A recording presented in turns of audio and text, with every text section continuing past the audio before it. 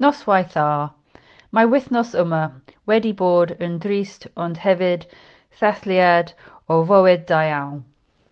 Tomorrow, with great sadness, we say a final farewell to Prince Philip, the Duke of Edinburgh.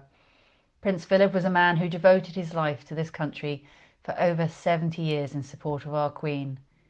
In her 50th wedding anniversary tribute to him, she said, "He has, quite simply, been my strength and stay all these years, and I and his whole family and this and many other countries owe him a debt greater than he would ever claim or we shall ever know." Or to put it in the words of Bette Midler, he was the wind beneath her wings. At the end of a year in which many have been kept away from their families, I found it particularly touching to read the words of love and tribute released by the Prince's children and grandchildren. The deep love and affection with which they held him is clear to see. The Prince's last public visit to Ynys was to visit the grandson who once described him as a legend. It should be no surprise that Prince William pursued a career as a search and rescue helicopter pilot at RAF Valley, given his grandfather's avid support of both military and outdoor pursuits. As an island which hosts a wealth of outdoor recreation, Anglesey owes much to the patronages of the Duke of Edinburgh.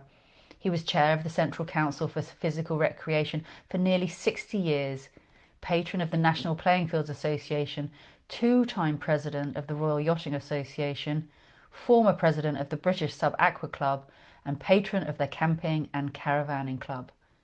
The Prince was deeply committed to encourage others to take up outdoor pursuits. Those clubs and societies for whom he was patron have also been remembering the Prince with affection. The Camping and Caravanning Club said, "Prince Philip was a supporter of the club, camping and caravanning, and the great outdoors, and in particular the many benefits these bring to young people. And it's his commitment to young people that gave us what is probably the Prince's greatest legacy." Everyone will have heard of the Duke of Edinburgh's award, which he established in 1956.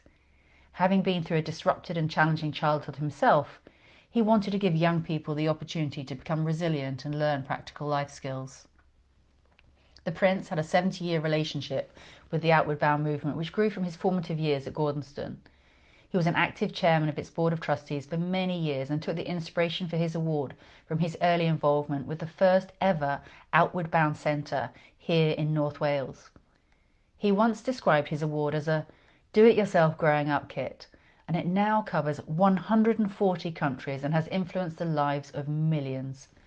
In 2018, more than 1.3 million young people aged between 14 and 24 took part in the scheme across the world. A core element of his award is the famous expedition. For thousands of young people from all backgrounds, this provides an opportunity to enjoy hiking and sleeping under canvas.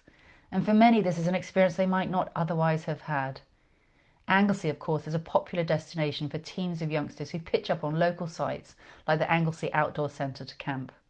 Members of my own team here on Ynys took part in the award scheme at local secondary schools or through youth groups like Girl Guiding and Scouting, and they speak fondly of those experiences, which have stayed with them throughout their lives. On Monday, I spoke in the House of Commons in tribute to Prince Philip and sent the Queen the sympathy, support and affection of the people of Anglesey. I also received a lovely message from the palace afterwards, thanking me for those words. We have joined together as a country this week to honour the memory of Prince Philip and thank God for his lifetime of service to our country.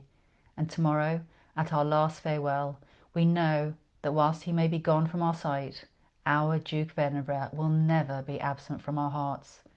Tomorrow is the funeral of His Royal Highness Prince Philip, the Duke of Edinburgh, at St George's Chapel in Windsor Castle.